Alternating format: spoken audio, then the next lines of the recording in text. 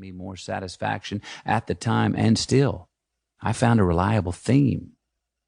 So I packed up those journals and took a one-way ticket to solitary confinement in the desert, where I began writing what you hear now. An album, a record, a story of my life so far. Things I witnessed, dreamed, chased, gave, and received. Truth bombs that interrupted my space and time in ways I could not ignore. Contracts I have made with myself, many of which I live up to, most of which I still pursue. These are my sights and scenes, felt and figured out, cools and shamefuls, graces, truths, and beauties of brutality, initiations, invitations, calibrations, and graduations, getting away with, getting caught, and getting wet, trying to dance between the raindrops. Rites of passage. All between are on the other side of persistence and letting go, on the way to the science of satisfaction in this great experiment called life. Hopefully, it's medicine that tastes good. A couple of aspirin instead of the infirmary, a spaceship to Mars without needing your pilot's license, going to church without having to be born again, and laughing through the tears. It's a love letter to life. Now, speaking of bumper stickers, I have always loved bumper stickers, so much so that I've stuck bumper to sticker and made them one word, bumper sticker. They're lyrics, one-liners, quick hitters, unobtrusive personal preferences that people publicly express. They're cheap and they're fun. They don't have to be politically correct because, well, they're just bumper stickers. From the font they're in, to the color scheme, to the word or words they say, a bumper sticker tells you a lot about the person behind the wheel in front of you. Their political views, if they've got a family or not, if they're free spirits or conformist, funny or serious, what kind of pets they have, what kind of music they like, even what their religious beliefs might be. Over the last 50 years, I've been collecting my bumper stickers. Some I've seen, some I've heard, some I stole, some I dreamed, some I said. Some are funny, some are serious, but they all stuck with me, because that's what bumper stickers do. I've included quite a few of my favorites in this book. The sole objective is the pursuit of the singular finish with only the arrival in sight. This is what brings us together.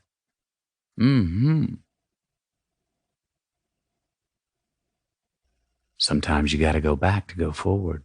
And I don't mean going back to reminisce or chase ghosts.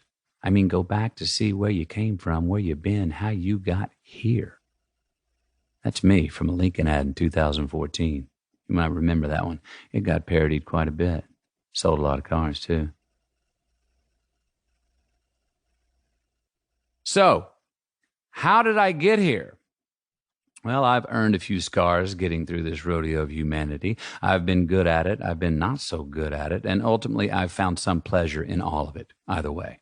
Here are some facts about me to help set the table. I am the youngest brother of 3 and the son of parents who were twice divorced and thrice married to each other. We grew up saying, "I love you" to each other. We meant it. I got whipped until my butt bled for putting on a Cracker Jack tattoo when I was 10 years old. When I first threatened to run away from home, my parents packed my bags for me. My dad wasn't there the day I was born. He called my mom and said, "Only thing I have to say is if it's a boy, don't name him Kelly." The only thing I ever knew I wanted to be in life was a father. I learned to swim when my mom threw me in the Llano River, and I was either going to float off the rocky waterfall 30 yards downstream or make it back to the bank. I made it to the bank. I was always the first one to wear out the knees in my tough-skin jeans.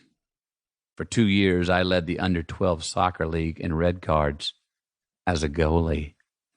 When I kept whining about my lone pair of tennis shoes being old and out of fashion, my mom told me, "Keep griping, and I'll take you to meet the boy with no feet." I was blackmailed into having sex for the first time when I was 15. I was certain I was going to hell for the premarital sex. Today, I am merely certain that I hope that's not the case. I was molested by a man when I was 18 while knocked unconscious in the back of a van. I've done peyote in Real de Catorce, Mexico, in a cage with a mountain lion. I've had 78 stitches sewn into my forehead by a veterinarian. I've had 4 concussions from falling out of 4 trees, 3 of them on a full moon. I have bongoed naked until the cops arrested me. I have resisted arrest. I applied to Duke, University of Texas at Austin, Southern Methodist, and Grambling for my college education. I got accepted to 3 out of 4. I've never felt like a victim. I have a lot of proof that the world is conspiring to make me happy. I've always gotten away with more in my life than in my dreams. I've had many people